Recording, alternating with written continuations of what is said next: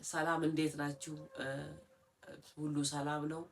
እንግዲህ ዛሬ በዓለም ላይ በጣም የሚገርም ተፈጥሮ በጣም የሚያስደንቅ ተፈጥሮዎች በምድር ላይ እንዳሉ ማወቅን ነው። እንግዲህ አንዱ ዛሬ ይዤ የመጣሁት ጉዳይ ዛሬ በምድር ላይ በጣም በጥቂት ነበር ድሮ ኦልሞስት በጣም ጥቂት የሆኑ ወይም ደግሞ ልንሰማቸው ልናቃቸው የማንችላቸው የተፈጥሮ ሁኔታዎችን ነበር ያሉት። ዛሬ ግን እነዚህ የተፈጥሮ ሁኔታዎች ያው ዘመን ባመጣቸው ቴክኖሎጂ ሊሆን ይችላሉ። ቁጥሩ ጨምሯል አልጨመረም የሚለው እንግዲህ ራሱን የቻለ ጥናት የሚያስፈልጋቸው እንዳለ ቢሆን እነዚህ ግን የተፈጥሮ ሁኔታዎች እየታዩ ሰዎች በማህበር እየተደራጁ ሰብሰብ ያሉበት ሁኔታዎች እና ዛሬ ሚዲያ ላይ ቀርበው ነገሮችን የሚታዩበትና የሚያሳዩበት ሁኔታዎች ናቸው ያሉት እና እንደዚህ አይነት ነገሮች እንደዚህ ተፈጥሮ ምን ይመስላል? እንግዲህ ከዚህ ፊትም አንስቼላችኋለሁ። አንድ ሰው ሲፈጠር ሁለት ጾታ አካል ይዞ ሊፈጠር ይችላል። የሁለት አካል ሰው ወይ ደግሞ የሁለት ጾታ ይዞ ሊፈጠር ይችላል። በአካሉ ነው ከዚህ ፊት እየተነጋገርነው በአካሉ ላይ ይዞ ሊፈጠር ይችላል። ያ ምንድነው የሚሆነው? እንግዲህ በሕክምና ኮሬክት ሊደረግ አንደኛው ዶሚኔት የሚያደርገው የወንድነት አካሉ ከሆነ የሴትነት አካሉን በኦፕሬሽን ማስተካከል ወይ ደግሞ የሴትነት አካሉ ከሆነ ዶሚኔት የሚያደርገው የወንድነት አካሉን በኦፕሬሽን ማስተካከል የሚለው ላይ ከዚህ ፊት ይዤ ቀርቤያለሁ። ዛሬ ግን ይዤ የሚቀርበው ምንድነው? አንድ ሰው የሁለት ጾታ አካል ብቻ ሳይሆን የሁለት ጾታ ያለው የሆርሞን ይዞ የተፈጠሩ ሰዎችን እንግዲህ እያገኘን ነው ማለት ነው። ምን ማለት ነው? አንድ ሰው የሁለት ጾታዎች ሆርሞን ይዞ መፈጠር ማለት ምን ማለት ነው? እኛስ እንዴት ነው የምንለየው? መቼስ ነው የሚለየው? ይሄ ሁኔታ ከለየን በኋላስ ምን ማድረግ አለብን? እንደዚህ አይነት ሁኔታዎችን እንግዲህ አሁን ይዤ መጥቻለሁ። መልሼ እንግዲህ እንነጋገርበታለን። እንደዚህ አይነት ነገሮች በጣም ሬር ናቸው፣ ግን እያንዳንዳችን ቤት ውስጥ ሊከሰቱ የቻሉ ወይም የተከሰቱ ወይም ደግሞ እኛ ቢከሰቱም ችላልናቸው ወይም ተጨንቀን ምንድነው የምናደርገው ብለን ዝም ያለባቸው ሁኔታዎች ሊኖሩ ስለሚችሉ ከዚህ ፊትም ደጋግሜ እንደምለው አንድን ችግር ማወቅ 50% መፍትሄ ማግኘት ስለሆነ ዛሬ ይሄኛውን ፕላትፎርም ማነው ይሄኛውን እውቀት ሼር ለመደራረግ እንግዲህ ይዤ መጥቻለሁ ማለት ነው። ምን ማለት ነው? የመጀመሪያው እንግዲህ ምን ማለት ነው ስንል አንድ ሰው የወንድ ቴስቴስትሮን ሆርሞንም የሴት ኦስትሮጀን እና ፕሮጀስትሮን ሆርሞንን ግማሽ ይዞ ይፈጠራል ማለት ነው። ይሄ ማለት ባህሪው የወንድም የሴትም ማለት ነው። በባህሪ በሚገልጸው እንቅስቃሴ በምትገልጸው እንቅስቃሴ በምታሳየው የሴክስ ፍላጎቷ ላይ በሚያሳየው የሴክስ ፍላጎቱ ላይ እነዚህ ባህሪዎች ሁለቱንም ዱዋል የሆኑ ፊሊንጎችን ዱዋል የሆኑ ፍላጎቶችን ያሳያሉ ማለት። ይሄስ መቼ ነው እንግዲህ ይሄ ባህሪያቸው መቼ ነው የሚታየው? ህፃን ሆነው ላናይ እንችላለን። እያደጉ ግን ሲመጡ ይሄንን ባህሪያቸውን ይሄንን ፍላጎታቸው ግን በግልጽ እየለዩ ይመጣሉ ማለት ነው። ለምሳሌ ሴቶች ከሆኑ የወንድ አለባበስን መምረጥ፣ ፀጉራቸውን የወንድ ስታይል ማድረግ፣ ፍላጎታቸው ከሴት ጓደኛ ይልቅ ወደ ወንድ ጓደኞች ማመዘን፣ እነዚህ ሁኔታዎች ወይም ደግሞ ከሴት ጓደኞቻቸው ላይ በጣም ክሎዝ መሆን ነገሮችን ያሳያሉ ማለት ነው። ምክንያቱም ምንድነው ይሄ ቴስቴስትሮን ሆርሞን ድራይቭ የሚያደርጋቸው የሚገፋቸው አቅጣጫ ልጆቹ ራሳቸው በደመነፍሳዊ እንቅስቃሴውን ይገልጹታል። ይሄ ደመነፍሳዊ እንቅስቃሴውን ግን እኛ ማወቅ እንችላለን ወይ? ያ አለባበስ ያ ሁኔታ ስታይል ነው ወይ ብለን ብቻ ነው ማለፍ የምንችለው የሚለውን ነገር ማወቅ አለብን። ምክንያቱም እንደነዚህ አይነት ነገሮች በፊት እንደውም ምንድነው በሰለጠነው ዓለም ቀድመው ይለዩና ያንን ሆርሞን አንደኛውን ሆርሞን በሰርጂካል ኮሬክት ተደርጎ ሆርሞኑን ሊያመነጭ የሚችለውን እንትን በመዝጋት አንደኛውን ጾታ ብቻ ዶሚኔት እንዲያደርግ ከልጅነቷ ጀምሮ በዛ ሁኔታ እንዲያድግ ይደረግ ነበር። አሁን ግን አይ መብታችን ነው የሚል ማህበር መጥቷል። እኛ ሁለቱንም ፊሊንግ ወይ ደግሞ ሁለቱንም ፍላጎት ይዘን መፈጠር መብታችን ነው የሚል እንግዲህ ማህበሮች ተፈጥረዋል ማለት ነው። እንግዲህ ይሄ ደግሞ ተፈጥሮ ነው። ተፈጥሮ ያመጣውና ያስቀመጠው ነገር ነው። እነሱም መብታችን ነው። ይሄንን በሕክምና ኮሬክት አናረግም ሁለቱ የኛ የሁለቱንም ፊሊንግ ያለንን ፊሊንግ ኤክሰርሳይዝ የማድረግ መብት አለን የሚሉ እንግዲህ በጥቂትም ቢሆን በማህበር እየተደራጁ እየወጡ ነው ማለት ነው። እንደዚህ አይነት ነገሮች ደግሞ ላልበሰሉና እውቀቱ ለሌላቸው ሰዎች ደረሰ ማለት ምን ይዞ ሊፈጠር እንደሚችል ማወቅ አለብን ማለት ነው። የመጀመሪያው እንደዚህ አይነት ነገሮች እንዳሉ ማወቅ ነው። ሁለተኛ ደግሞ እያሳደግናቸው ያሉ ልጆች ላይ አካላቸው ላይ ስነ ልቦናቸው ላይ የሴክስ ፍላጎታቸው ላይ ማወቅና መለየት ካሁኑ ያስፈልገናል። ምክንያቱም እንግዲህ በዚህ በሶስተኛው ዓለም ባለ ሕክምና አንዳንድ ጉዳዮች እያደጉ እየለዩ ሲሄዱ እንጂ ቀድሞ ማወቅ የማይቻልባቸው ሁኔታዎች አሉ። ለምን?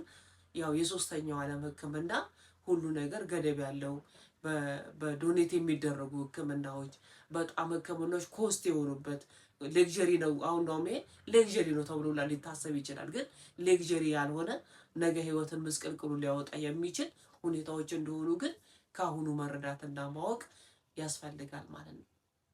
ስለዚህ ቅድም ያልኳችሁ ነው። በአካል የሚያሳዩት ምን ይመስላል? በሴክስ ፍላጎታቸው የሚያሳዩት ምን ይመስላል? ይህንንስ እንዴት ነው ማረምና ማስተካከል የምንችለው የሚለው ነገር ይዤ መጥቻለሁ ማለት ነው። እንግዲህ በአካል የሚያሳዩት ምንድነው? የሁለቱንም ፍላጎት ማሳየት ማለት ነው። ለምሳሌ በአካላቸው ላይ የሚያሳዩት ነገር ምንድነው? የጡት ማጎጥቆጥ ሊኖር ይችላል፣ ወይም እዚህ ዳሌያቸው ላይ መስፋት ይችላል። ይሄ እንግዲህ የሴት ስትራክቸር እንዳለ ሆኖ በሴቶቹ ላይ ግን ምንድነው? ሁለቱም ተቀላቅሎ ይታያል። የወንድ አይነት ጡንቻዎች ማሳየት። ከዚህ ፊት እንደውም በዓለም ላይ እንደዚህ አይነት ቴስቴስትሮን ኤነርጂ ያላት ሯጭ ከሩጫ የታገደችበት ሁኔታዎችም አሉ። እሷ የምትሮጠው ከሴቶቹ ጋር ነው። ግን በኋላ በተደረሰ ተደጋጋሚ ሪከርዱን በመስመሯ በተደረሰ እንትን ግን የቴስቴስትሮን ሆርሞን ይዛ መፈጠሯ ታይቷል ማለት ነው። ፊዚካሊዋ ላይ እንደሚታየው የተቀላቀለ የወንድም የሴትም የሆነ የፊዚካል ቅርጽ ይዛ ነው የምትታየው ማለት ነው። እንደሱ አይነት ነገሮች ይዞ ይታያሉ። ባለባበስ ስታይላቸው ይታያሉ። መጨረሻ ላይ ደግሞ በሴክስ ፍላጎታቸው ላይ ይታያሉ ማለት ነው። የሴክስ ፍላጎታቸው ላይ ለሁለቱም ጾታ ዝግጁ ይሆናሉ፣ ወይ ደግሞ በሁለቱም ጾታ ላይ ፍላጎት ያሳያሉ። ይሄ እንግዲህ በጣም አደገኛው እዛ ከደረሱ በኋላ አደጋው ምንድነው ልትሉ ትችላላችሁ። ተፈጥሮ ነው ልትሉ ትችላላችሁ። ግን እንደኛ እውነታ፣ እንደኛ ማህበረሰብ እንቅስቃሴ፣ እንደኛ ማህበረሰብ ተያያዥነት ይሄ በጣም ከፍተኛ የስነ ልቦና ቀውስ ይዞ ይመጣል። የስነ ምግባር ይቅርታ ቀውስ ይዞ ይመጣል። የማህበራዊ ቀውስ ይዞ ይመጣል። ስለዚህ ልጆቹ ተቀባይነት ስለማይኖራቸው ሙሉ ለሙሉ የሚዘፈቁት ሱስ ውስጥ ነው። ሱስ ውስጥ ደግሞ የተዘፈቀ አንድ ወጣት ወይ አንድ ለዛ ለአካለ መጠን ላይ የደረሰ ወንድና ሴት ሱስ ውስጥ ገቡ ማለት ምንም አይነት ነገሮችን ያለ ኮንትሮል፣ ያለ ስነ ምግባር፣ ያለ ህሊና ያረጉታል። ያደረጉት ነገር ደግሞ ህሊና ክስ ስለሚያመጣ አብዛኛዎቹ እንግዲህ በዚህ ቀውስ ራሳቸውን የሚያጠፉበት ሁኔታ በጣም ሰፊ ነው ማለት ነው። ምንም ሳንደርስላቸው፣ ምንም ሳናቀላቸው፣ ምንም ምንድነው ምክንያታቸው ሳንል ራሳቸውን አጥፍተው እናገኛቸዋለን። እነዚህ ራሳቸውን ካጠፉ በኋላ ላይ አይታወቅም። ራሷን አጠፋች፣ ራሱን አጠፋ፣ ቤተሰብ ላያውቅ ይችላል። ስለዚህ ለኛ ይዞ ጥሎብን የሚሄደው ሀዘን ትንሽ ነገር አይደለም። ለኛ ጥሎብን የሚሄደው ህመም ትንሽ ነገር አይደለም። እኛንም ነገ ሌላ ቀውስ ውስጥ ይዞን የሚገባና ህመሙ ከኛ ጋር ህመም ሆኖ እንዲቆይ የሚያደርጉ ሁኔታዎች ባሉበት ሁኔታ ላይ ልንደርስ ስለምንችል እንደዚህ አይነት ነገሮችን ትኩረት መስጠት፣ ማወቅ፣ መመራመር፣ ነገሮቹ ደግሞ ከሆኑ በኋላ ከህክምና ጋር ተማክረን ምን አይነት ሶሉሽን እናገኛለን የሚሉ ሁኔታዎች ላይ እንግዲህ ዛሬ መወያየትና መነጋገር ስላለብን ይዤ መጥቻለሁ። ይሄን ነገር በግልጽ ሳስቀምጥላቸው አንድ ሰው የሁለቱም የጾታ በአካል ይዞ መፈጠር ብቻ ሳይሆን የሁለቱንም ጾታ ሆርሞን ይዞ መፈጠር ማለት ነው።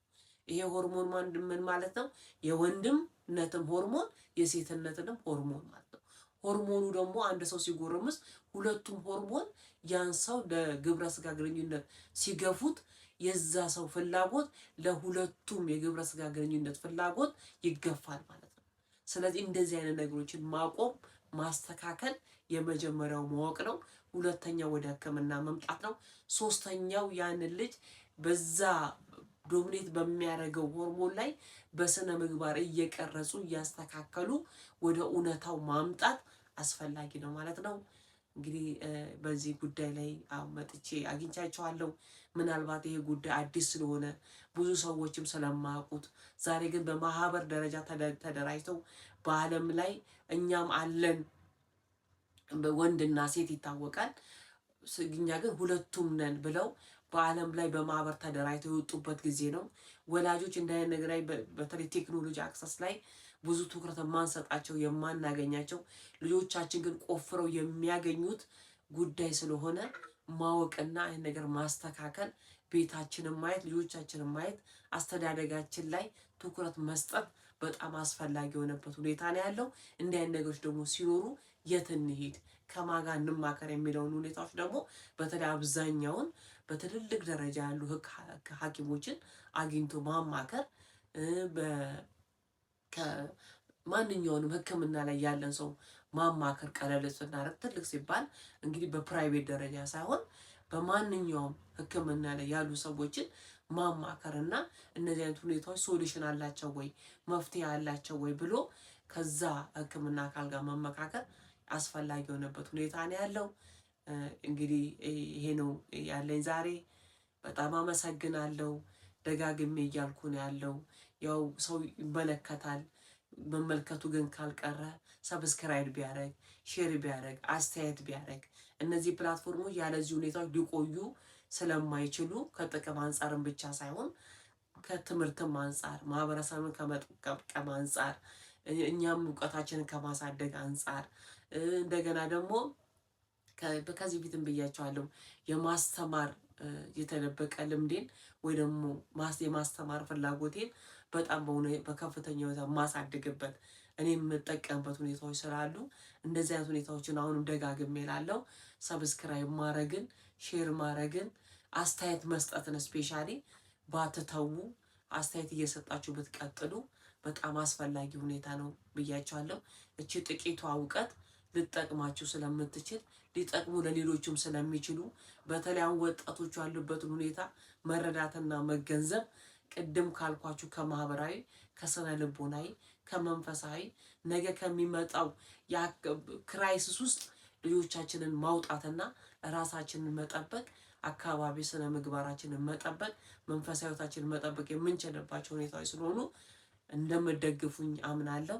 አመሰግናለሁ። ሰላም ሁኑልኝ። ቻው ባይ